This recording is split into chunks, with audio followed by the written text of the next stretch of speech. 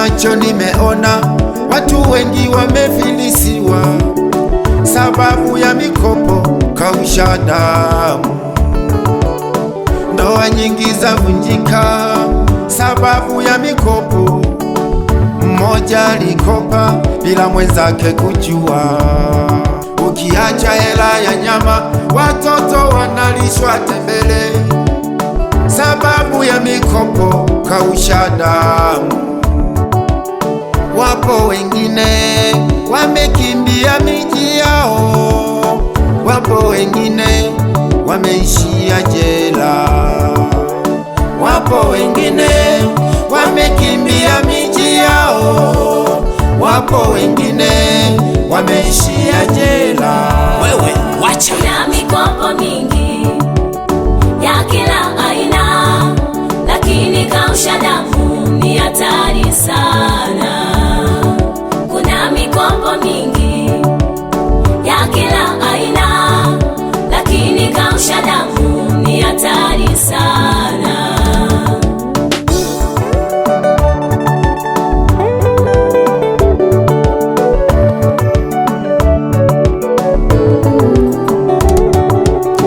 Kwa nini ulete shida? Kwa nini ulete matatizo wakati unajua kausha damu ni mbaya? Vipo vya kukimbia, vipo vya kuepuka, hata hili unaweza kuachana nalo. Mungu akusaidie, Mungu akutetee, mambo haya magumu yasikupate wewe, kausha damu wewe. Kuna mikopo mingi ya kila aina, lakini kausha damu ni hatari sana. Kuna mikopo mingi ya kila aina, lakini kausha damu ni hatari sana.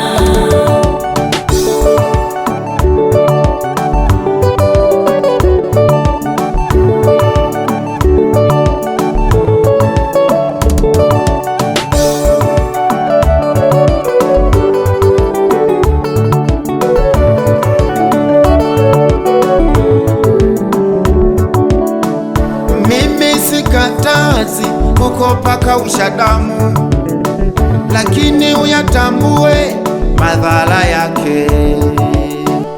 Bora kuziba ufa kuliko kujenga ukuta. Mwenye sikio asikie maneno haya. Oh, mimi sitaki kausha damu, mimi sikubali kausha damu, mimi sipendi kausha damu, kausha damu, mimi sitaki kausha damu, mimi sikubali kausha damu, mimi sipendi kausha damu, kausha damu. Kuna mikopo mingi, hii mikopo ya kausha ya damu kila aina, imeleta simanzi na majonzi katika familia. Kuna familia leo zinalia, zimebebewa vitu vyao, ni kwa sababu waliamini tu kwamba wakikopa kausha damu watapata labda neema ya biashara, lakini sasa imekuwa sio. Wamebaki na vidonda ndani ya mioyo yao.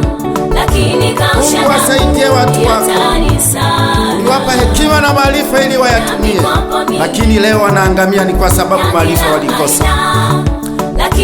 Wasaidie.